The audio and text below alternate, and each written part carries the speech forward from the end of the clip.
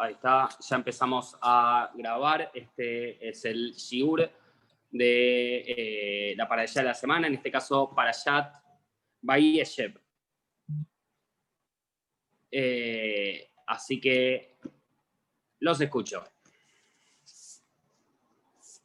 Hola Gus, hola a todos. Yo tengo en el 37.2. Sí. No sé, Sol, si tiene antes. No, una duda nomás que dice Vayeshev Jacob y después empieza con la historia de Yosef, Sí. ¿no? Porque no empieza directamente hablando de Yosef o esto. En realidad, o sea, hay dos explicaciones. O sea, primero, la Torá vuelve al punto donde lo había dejado antes. ¿Qué significa? Lo último que hizo, ¿se acuerdan en la parashá anterior, en Vaishlach? ¿Qué fue la última cosa que vimos? Toda la descendencia de Esaú. Y es como que la Torá venía contándonos todo lo que venía haciendo Jacob y de golpe, dice, empieza a contar toda la descendencia de Esaú. Lo que volvió ahora volvió por un lado al punto donde había dejado, o sea, es como que dejó ese punto colgando y volvió ahora al mismo punto. Por otro lado, también nos quiere decir que las generaciones, o sea, las toldot de Jacob, o como se puede explicar de otra forma, la palabra toldot también se explica como sucesos. O sea, toldot literalmente significa productos. Entonces, o sea, como que los productos de Jacob, ¿cuáles son? Yosef. O sea, no es que el resto de los hijos no lo sean, sino de que está marcando algo en particular con Yosef. O sea, y dice, o sea, que Yosef tenía 17 años. Dice, y decía un par de cosas, además de eso, que ahora calculo que van a preguntar alguna de estas, pero en una de estas cosas que él está diciendo acerca de Yosef es porque era el que era parecido a él. Entonces, en realidad lo que está trayendo es como decir, ok, sí, o sea, todo esto es, o sea, ¿por qué viene toda la genealogía? O sea, la genealogía, lo que desciende, digamos, desde Jacob, viene a través de Yosef. Y acá es donde empieza después a contar todos los sucesos, o sea, que van pasando, o sea, porque de hecho todos los hijos son protagonistas. Perfecto. ¿Está? Bueno. Ahora sí, vamos al 2. Pasemos a la de Facu en realidad, que es en la 6, porque la 2 era, mi pregunta iba por ese lado, así que Perfecto. buenísimo la pregunta. Entonces, yo aclaro antes, o sea, de esto mismo que venía hablando, o sea que en el Pasuk 3 dice de que Israel amaba a Yosef. Eso te quería preguntar. Perfecto. Ya los voy conociendo en dónde van a apuntar las preguntas. Dice, Mikol Banab, o sea, no es que a sus otros hijos no los amaba, sino de que a Yosef lo amaba un poquito más. Ahora, ¿por qué? Dice, Kiben Sekunim U. Ahora, podemos entender como Ben Sikunim, como que es hijo de la vejez, que es como lo traduce la Torá acá, o sea, como está traducido. Pero Sekunim viene de Saken. Y Saken, o sea, ¿qué significa? Saken es un acróstico que significa Sekana Jochma. O sea, dice de aquel que tiene sabiduría. Entonces, en realidad lo que él amaba de Yosef es que tenía sabiduría, por un lado. Pero también dice en Bereshit Rabá, se entiende.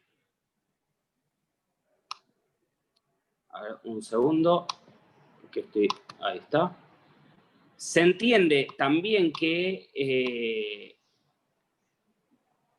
en Bereshit Rabá decíamos que trae una explicación en el Talmud, o sea que nos dice de que la palabra sekunim se entiende como un acróstico de la expresión Sib Ikunim. Dice, ¿qué significa Siv Ikunim? Dice esplendor en el rostro. O sea que ese esplendor, el mismo que tenía Jacob, también lo tenía Yosef. Entonces, en realidad lo que amaba era que era muy parecido a él.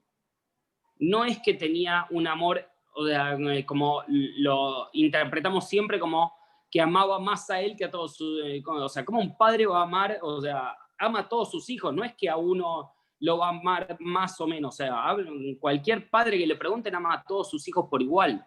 Que con algunos tenga determinadas cosas, no es porque lo ame más, sino que es porque ese hijo necesita ciertas cosas que otro hijo no necesita. Entonces el padre sabe qué darle a cada uno de los hijos, así como Hashem sabe qué darnos a cada uno de nosotros. ¿Ok? Muy bueno. ¿Y Muy por bueno. qué dice Israel a Ab y después empezó diciendo Vayeshev Jacob y después Israel a Ab? ¿Por qué de repente cambia el nombre? ¿En qué? Entonces, acá esto lo explicábamos un poco en la parashá pasada. O sea, Sí, ¿qué es lo que significa que de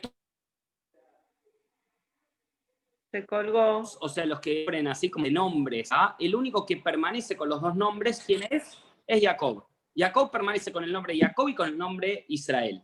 Sí, Entonces, sabemos que cuando se comporta como Jacob, se comporta muchas veces, o sea, como el que va, o sea, como yendo de un lugar a otro.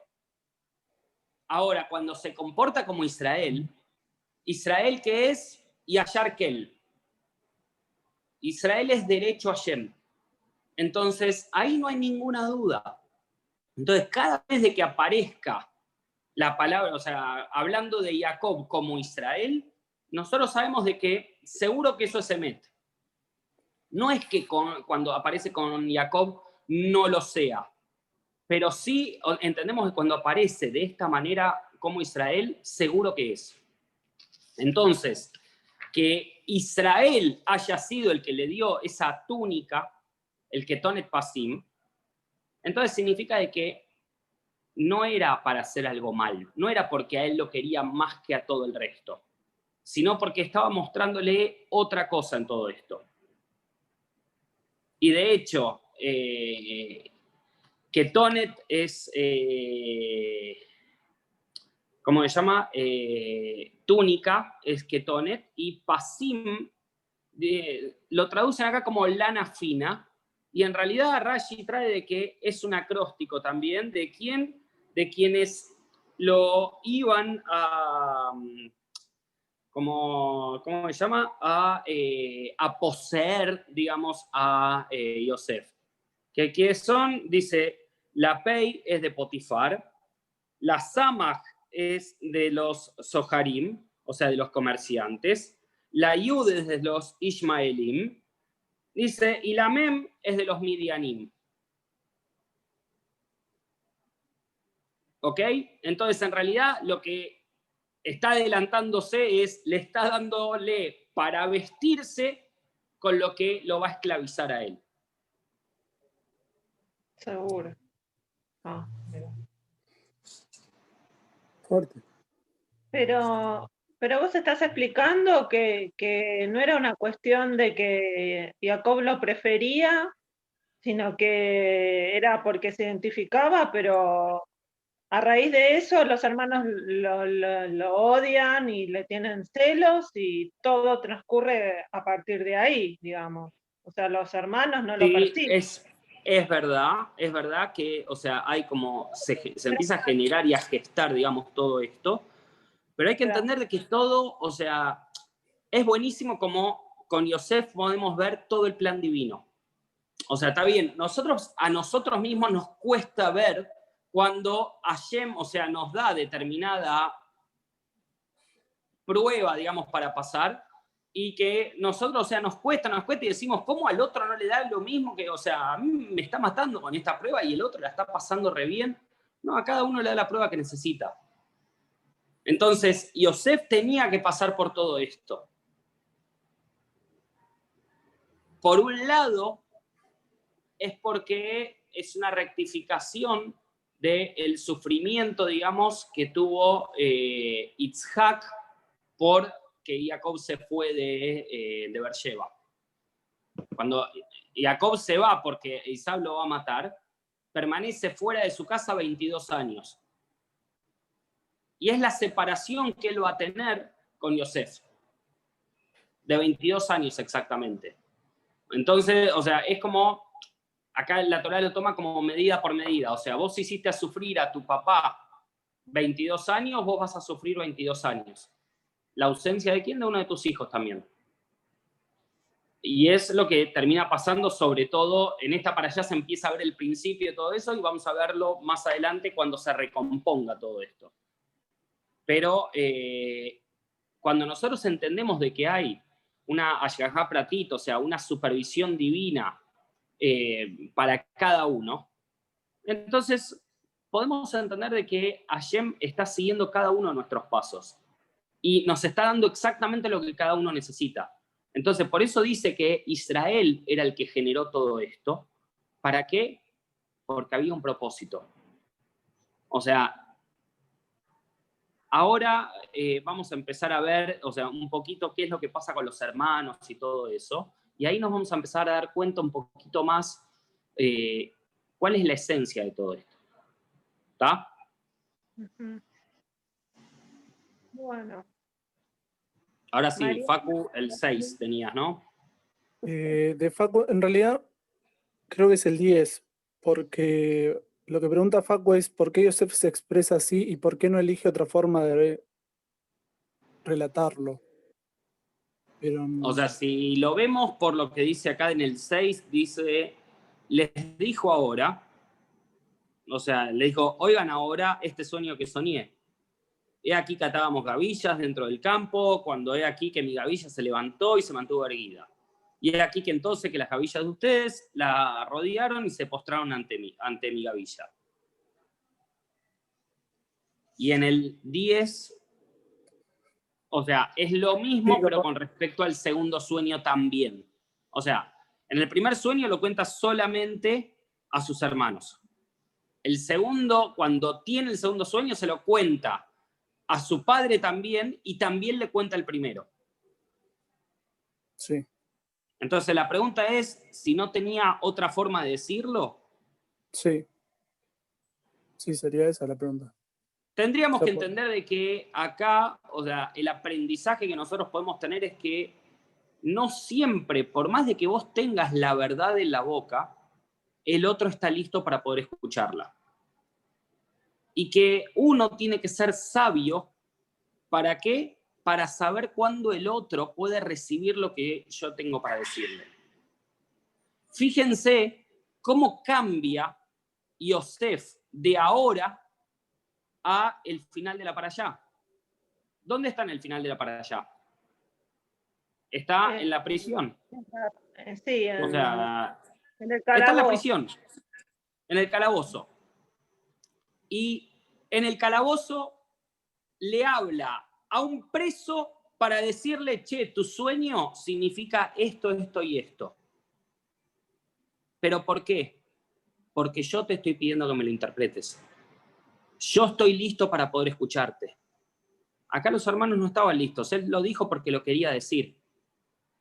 Por más que tenga emet en su boca, tiene que saber que la otra persona tal vez no está lista para escuchar el emet.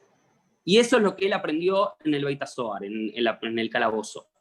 A poder encontrar el momento, o sea, cuándo es necesario que él hable y cuándo no es necesario que hable. Entonces, ¿se equivocó en decírselo así tan directamente a los hermanos? No. Y es el aprendizaje de Yosef a partir de esto. O sea, ¿por qué? Porque hay por más que sea verdad, hay un tema de ego acá también. Entonces hay que trabajar ese ego. Por eso estoy diciendo, aún que lo que Yosef está diciendo es verdad. Tenía 17 años. Sí, tiene 17 años, es verdad. Pero también, ¿qué significa el número 17?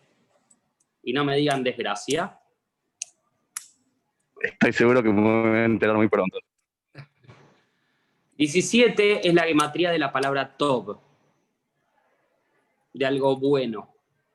Entonces, no por nada también está diciendo que tiene esa edad. Ya tiene una edad buena en la cual él tiene capacidad de raciocinio, que es lo que decíamos antes, que se corresponde con lo que dice Ben Sekunim, o sea, como hijo de la vejez, que también se podía interpretar como que era un hijo, o sea, de la sabiduría. Era hijo de Raquel, esa es la cosa. Binyamin también, y acá no lo nombra. Pero él había nacido ahí, en esa época. Sí, acá ya estaban los de las 12 tribus. Acá ya estaban los 12 Ok. porque Binyamin ya estaba. De hecho, Binyamin es el que va a aparecer en la parasha que... O sea, Binyamin nace cuando muere Rachel. Así que, o sea, esto fue la parasha pasada.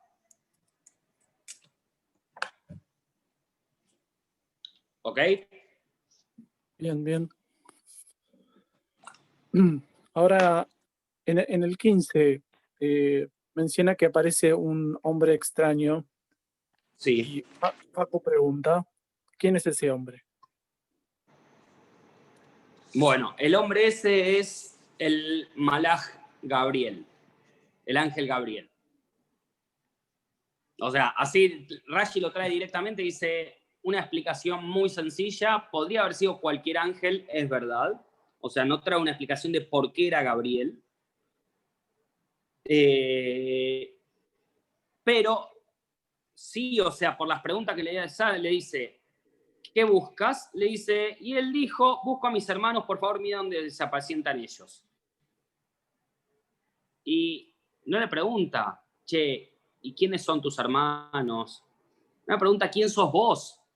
Sí. Y le dice, tus hermanos se fueron para esa dirección, significa de que tiene conocimientos, o sea, que van por arriba de lo de cualquier ser humano. Entonces, por eso dice Rashi que se tiene que tratar de un ángel. No.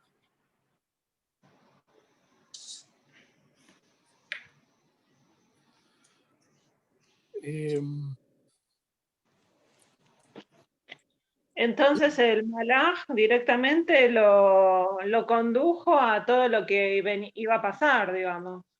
El Malaj lo conduce, digamos, hacia sus hermanos. Él le pregunta, o sea, el Malaj no interviene en lo que va a pasar. ¿Vos querés ser de ese lugar? Listo, andá. Pero O ¿por qué? sea, aparte Yosef estaba cumpliendo la misión que le dio su padre.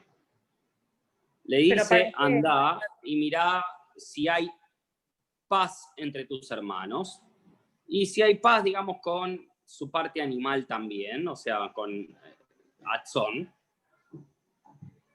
Dice, y lo envió, dice, y volvé, digamos, y traemos una respuesta de todo esto. Entonces, en realidad, Yosef está queriendo cumplir la voluntad de su padre, nada más.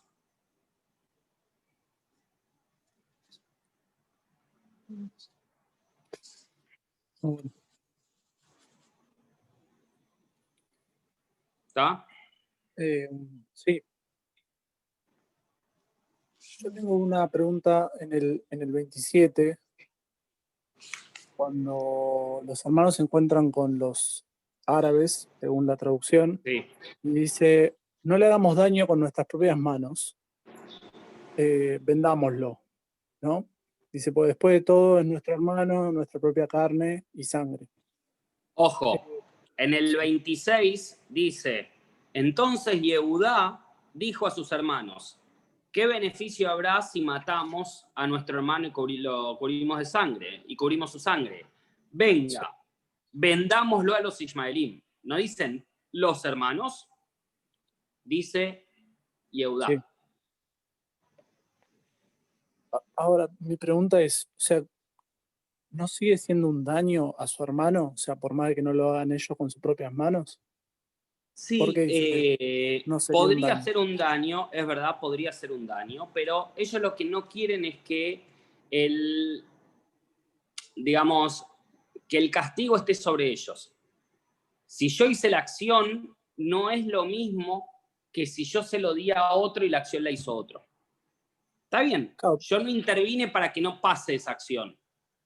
Pero acá, o sea, una de las cosas positivas, digamos, se puede decir, que trae Rashi acerca de los hermanos, o sea, de la relación acá entre hermanos versus la relación entre Esaú y Jacob, es que Esaú decía una cosa y después quería hacer otra.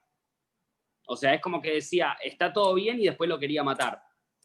Y acá, o sea, los hermanos, o sea, siempre, o sea, lo que pensaban era lo que sentían y era lo que hacían. O sea, no había contradicción en eso. Por eso dicen que todos eran tzadikim, los hermanos de Yosef. Entonces, si entendemos de que todos eran tzadikim, o sea, y que realmente no querían, o sea, ¿por qué fueron a Dotán? Dotán viene de la palabra dat. Dat significa ley. O sea, fueron a investigar, o sea, a través de qué argucias legales podían salvarse, digamos, o matar a su hermano. O sea, ¿cómo podían legalmente matarlo sin que, o sea, caiga algo sobre ellos? Y evidentemente, o sea, lo que pasa al siguiente momento que es, listo, vamos a venderlo. Entonces, evidentemente, habían encontrado esas argucias legales. No, pero venderlo también es una acción. O sea, no es matarlo, pero venderlo. Sí, pero vos, o sea, lo estás vendiendo, punto. No estás diciendo te lo vendo para que lo mates. Te lo vendo como esclavo, listo. Nada más. Ok, está bien. O sea, distinto sería te lo estoy vendiendo para que vos después lo mates. Y bueno, sí, ahí claro. no es lo mismo. Pero acá es como esclavo.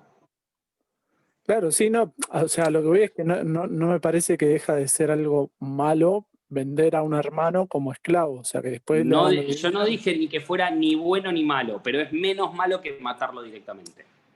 Ok. Está bien.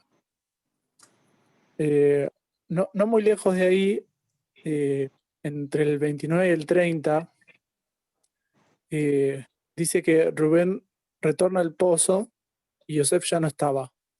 Y termina en el 30 diciendo, ¿y yo a dónde puedo ir? ¿Está bien esa traducción? O sea, ¿a dónde puede ir Rubén o a dónde puede haber ido Yosef?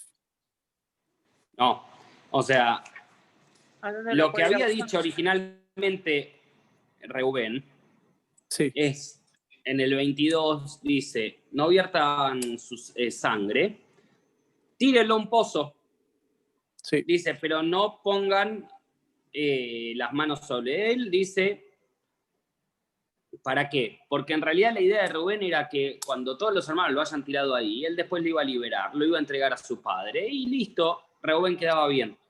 Uh-huh. El tema es que cuando volvió, se encuentra en el 29, como decís, o sea que vuelve al foso y no está. Sí. Dice, Yosef no estaba. Entonces dijo, mis hermanos lo mataron. Dice, ¿dónde me meto ahora? O sea, ¿quién era el primogénito?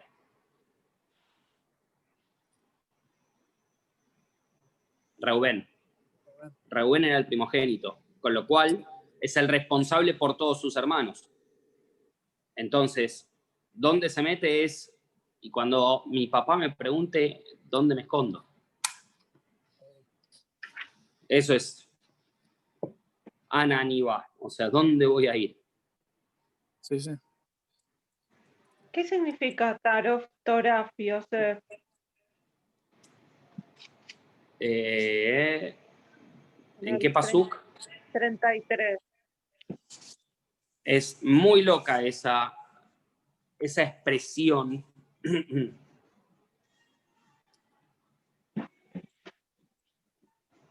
Dice Tarof, Toraf, Yosef. Dice, una de las expresiones lo que explica es de que Tarof, Torah, o sea, es como que alguien lo devoró. O sea, como que un animal lo devoró. Ahora, hay otra expresión más. Denme un segundito. que es muy lindo esto. Dice, o sea, nosotros sabemos de que Yosef no fue devorado, digamos, por un animal salvaje. Dice, pero estaba en una situación, dice, la mente de Yosef estaba en peligro de ser realmente devorada. Dice, ¿por qué? Estaba en una situación de locura. ¿Cómo se dice locura en hebreo? Dice teruf, que es la misma raíz de devorado, que es taraf. Dice que también es confusión. O sea, estaba en un estado de locura y confusión. O sea, ¿por qué? Porque el pozo, dice, el pozo estaba vacío, dice, y trae Rashi que es vacío de agua, pero estaba lleno de serpientes y escorpiones. O sea son cosas de que lo pueden realmente, o sea, los serpientes y los escorpiones pueden realmente hacer que uno se envenene y que lo haga dudar en la mente. Y no solamente eso, sino que después iban a venir la caravana de los ismaelitas, iba a estar en la casa de Potifar, iba a estar en la prisión egipcia, iba a estar en la casa del faraón. Entonces, o sea, era como una locura atrás de la otra. Dice que Teref, o sea, que es de la misma raíz, se dice en un Teilim, que es el Teilim 111, que dice Teref Natán Lireab. Dice que le dio comida, o sea, Teref, a aquellos que le temen. Y ahí explican los sabios que él les dio teruf, o sea, locura, en este mundo a los que le temen. O sea, este acto, o sea, esto que dice Tarof Toraf, o sea, como que dice de que un animal feroz, dice, lo devoró, la realidad es que el animal feroz, ¿quién era? El Yetzer Hará. Y el Yetzer Hará lo estaba devorando por dentro. O sea, eso es lo que quiere transmitirnos. No es lo que termina pasando, porque Yosef se sobrepone a todo esto y puede salir de todo esto. Pero estar en un pozo vacío de agua es esto, es sentirte devorado por tu Yetzer.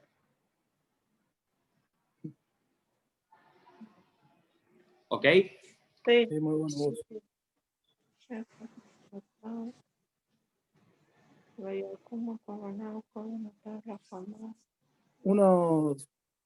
Un paso más adelante, Facu pregunta en el 38.1, ¿por qué aparece así como en medio el relato de Judá? Pregunta también si su descendencia fue Yudí dentro de la misma. Sí. O sea, nosotros tenemos dos Mashiach. Uno es Mashiach ben David y el otro es Mashiach ben Yosef. Yosef ya sabemos, o sea, ya vamos a ver en un cachito más cómo viene todo por ahí. Ahora, el Mashiach ben David viene de Yehudá. Y Yehudá es el que dice acá, o sea, ¿qué cosa? Dice, vamos a venderlo. O sea, no lo matemos, vamos a venderlo. Y trae, o sea, y dice acá la Torá, al final del 27 dice, y sus hermanos le escucharon. O sea, entendieron lo que él quería decir. O sea, que si él decía, no, muchacho, listo, ya está lista la joda, devolvámosle a papá, a Yosef y listo, los hermanos también lo hubiesen escuchado. Entonces, hace la Torá acá como un parate y nos cuenta qué es lo que le pasó a Yehudá. Yehudá, o sea, tenía que hacer, digamos, que de su descendencia venga el rey David. Entonces, ¿qué es lo que hace? O sea, él tiene dos hijos. Dice, tiene a y después tiene a Onán. Y dice de que, o sea, era el primogénito, entonces toma una esposa para su primogénito y el nombre de ella era Tamar. Entonces nos va contando toda la historia de qué es lo que va pasando. Y después, o sea, dice, que el primogénito de Yehudá era malo a los ojos de Hashem, entonces lo mata, y Onán tenía que, sabía que la descendencia no iba a ser de él, o sea, porque cuando uno hace el casamiento por levirato, el hijo, sobre todo el primero, no me acuerdo bien cómo es con respecto al resto, pero sobre todo el primero, o sea, es como si hubiese sido hijo de su hermano, no hijo suyo. ¿Okay? Entonces, o sea, es como que la descendencia le corresponde al hermano, no a él. Entonces, para que no pase esto, él derramaba, digamos, el semen, digamos, si no concretaba la relación sexual. Con lo cual, también Hashem lo mata. Tiene un tercer hijo que se llama Shela, pero todavía era chiquito, y la verdad es que Yehudá no se lo quería dar a Tamar, porque dice, ya por ella me mató a 2, o sea, esa era la manera en la cual estaba mirando Yehudá. Dice, por ella me mató a 2, no quiero que me mate al resto, no quiero que me mate a Shela. Y la verdad es que en un momento, o sea, ya lo que sigue contando la Torá es que Tamar se dio cuenta de que no le iban a dar a Shela, que ya estaba en edad de poder desposarla y todo, y no se le iban a dar. Entonces, ella es como que se pone en un lugar en el camino, que dice que se pone en el cruce de 2 caminos, que ese era el lugar donde se paraban las prostitutas. Y que Yehudá la ve, piensa que es una prostituta, no la reconoce, tiene relaciones con ella, cuenta, o sea, cómo hace para, o sea, tomar, digamos, le pide para acostarse con ella, de que le dé un manto suyo y un anillo y, digamos, y un bastón. Y después, o sea, cuando tiene un hijo, cuando ella queda embarazada después de todo esto, Yehudá piensa de que ella tuvo relaciones con cualquier otro y dice, no, te voy a quemar en el horno. Y acá viene una cosa muy importante, que de acá trae los jajamim, que dicen de que antes de dejar a otro, digamos, que pase vergüenza, mejor es que te quemen en el horno.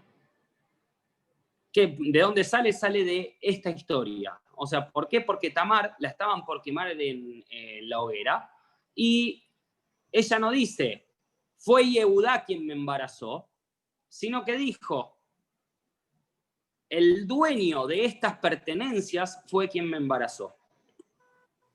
Entonces, si Yehudá decía, esto no decía nada, ella dijo, prefiero que me maten a tener descendencia de él.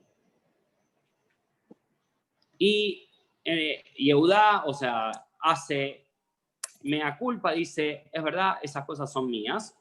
Y por eso, o sea, salen después de ella 2 gemelos, Pérez y ¿cómo se llama? Se me fue el otro. Se me fue el otro hijo. Y Seraj, ahí está. Pérez y Seraj. Y a través de ellos viene después la genealogía de David. Entonces, la realidad es de que nosotros podríamos ver cómo, o sea, Hashem ya había dicho de que de Tamar iba a venir la genealogía de ¿cómo se llama? De David. El tema era que, como no pudo venir directamente de los hijos de Yehudá, tuvo que venir de Yehudá mismo. Entonces nos va mostrando cómo, o sea, tal vez, o sea, la cosa se empieza a torcer un poquito, pero después termina siendo, o sea, todo en aras del Shammai. Y todo esto, o sea, era para mostrarnos lo importante que era la palabra de Yehudá. Porque Yehudá no se retracta de su palabra. ¿Está? Sí. Ahí, dentro de ese relato, hay un término que me llama la atención, 2, que a Tamar la llaman como le llaman? Como prostituta religiosa o prostituta sagrada. ¿Qué es ese término? O sea,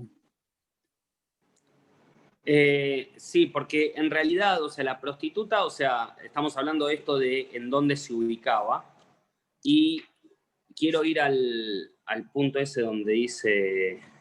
Es el 38, 21 y el 22. 38, 22, dame un segundo.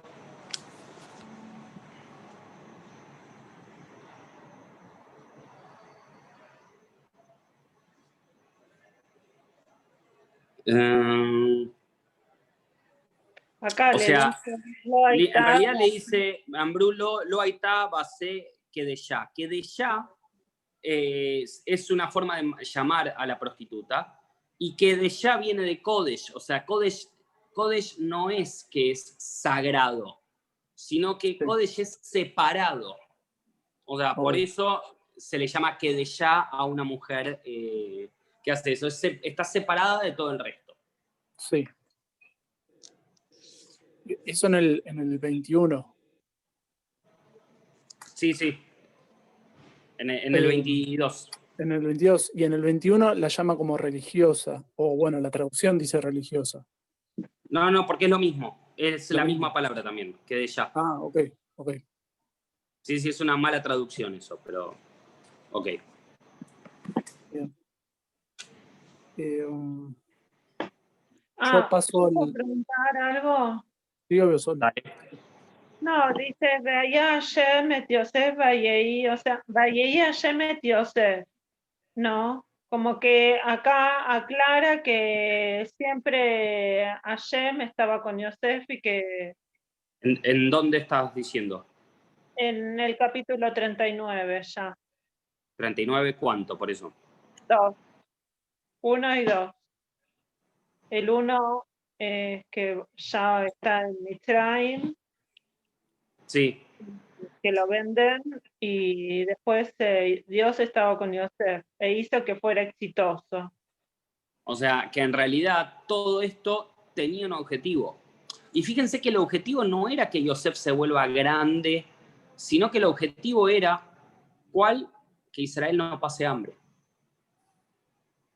Claro. Porque todo esto es para cuando tenían hambre.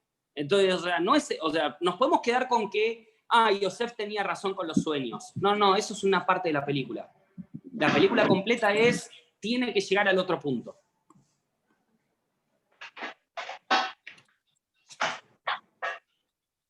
Me quedo sin batería, ahí voy. Bueno. Bien. Ahí en el 39, en el 6, dice que o sea, el amo de Yosef le dejaba todos los asuntos a Yosef, excepto su comida. Excepto su comida. Sí, dice, en hebreo dice lehem, y lehem lo trae Rashi como que es una forma de decirle a su mujer. O sea, como que le daba todo menos a su mujer. Claro, porque después, no mucho más adelante, dice que lo único que no le dejaba era como a su cargo era su mujer, pero no vuelve a hablar de la comida. Entonces, como que... Claro, es porque lehem se refiere a su esposa. O sea, es como que lo utiliza como un eufemismo. Sí.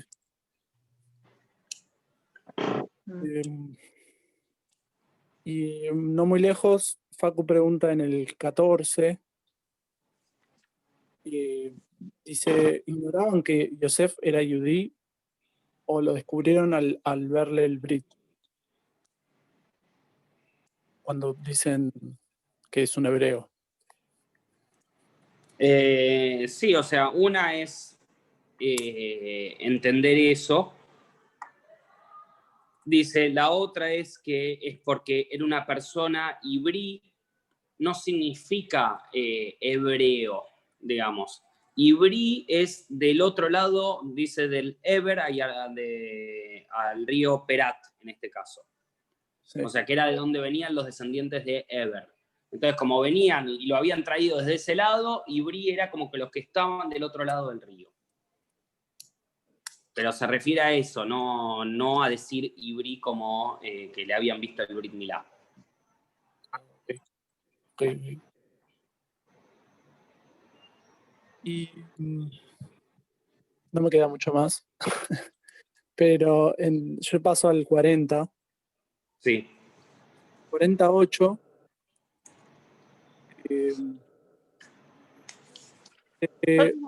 Perdón, antes, perdón. Sí, del sol.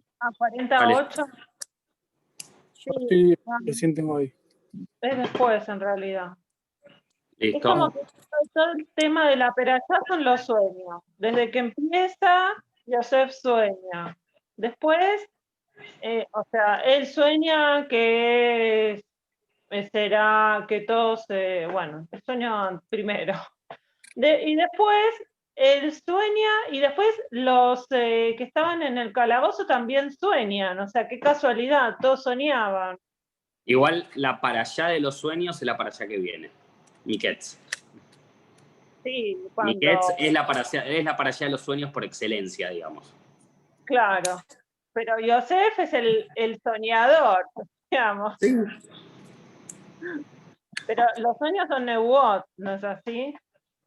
Claro, pero ojo que Yosef ya no tiene más sueños. Yosef pasa de soñador a interpretador de sueños. Pero todo está relacionado con eso, digamos. Sí, pero pasa a ser interpretador. Claro. La diferencia es que, y lo dice muy claro acá, y en Miketz también lo vuelve a decir, cuando él cuenta sus sueños, dice soñé tal cosa. Y cuando cuenta, digamos, lo de los otros, dice lo que Hashem, o sea, ponga en mi boca. O sea, como que él era un intérprete de Hashem. Gus, pero la palabra sueño, ¿tiene algún significado en particular? O sea, en hebreo. No, es halom. Se asemeja a una palabra parecida es jalón. O sea, halom es sueño y jalón es ventana.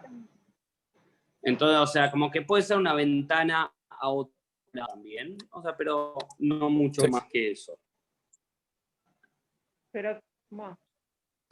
Acá voy a que como que la forma de también de conectarse y de comunicarse, o sea, con otra parte de la realidad es a través del sueño y no sé, digo, capaz que puede ser a través de... podría haber sido a través de otra cosa. Por eso, o sea, que ser, tiene especial el sueño, no me estoy metiendo en ese terreno nada más.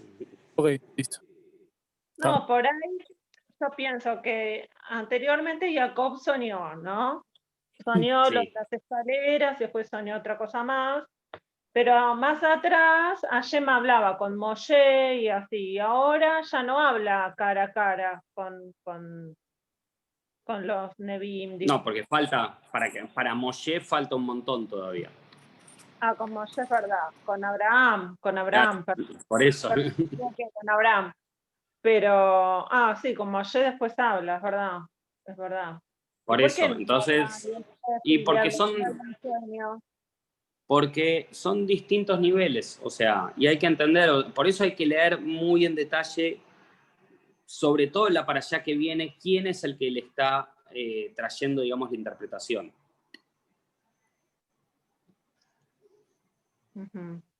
Bien. O sea, ¿desde cuál de los nombres de Hashem me está viniendo todo eso? De hecho, en el 48 sí. Dice, le dijeron, hemos soñado un sueño, pero no hay quien lo interprete. Yosef les dijo, Claro. ¿acaso no pertenecen a Dios las interpretaciones? Dice, Aló le Elohim, Pitronim Sapru Nali. O sea, al nivel de Elohim pertenecen las interpretaciones. Es un nivel. No es el Yud Ok con el que generalmente habla Moshe. ¿Está? ¿Y por qué? Y porque son dos niveles distintos.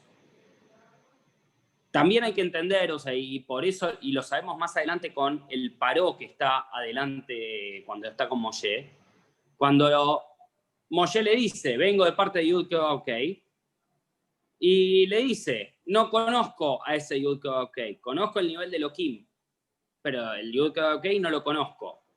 Yosef, siempre habló desde el nivel de Elohim, que era el nivel que podían entender los egipcios. El de Yud Ok no lo van a entender. Entonces tal vez es por eso que ni siquiera se presenta desde ese punto de vista. A mí me suena como que desde el principio Yosef ya tenía todo plan. Su vida estaba toda marcada, digamos, ¿no? Como que ya tenía los sueños, después ya se sabía que iba a ir a Egipto, ya se sabía que iba a terminar siendo ministro, ya se sabía que iba a salvar a los Yehudim. O sea, ¿dónde está el libre albedrío de Yosef?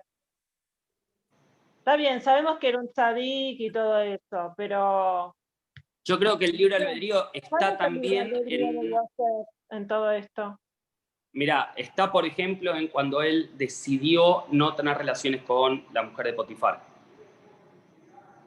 Bueno. Está también en no haberse querido cuando él fue virrey, digamos, de Mitzrayim, no se benefició para sí mismo, sino de que siempre trató de poder, darle incluso a sus hermanos y todo, les dio, pero con amplitud.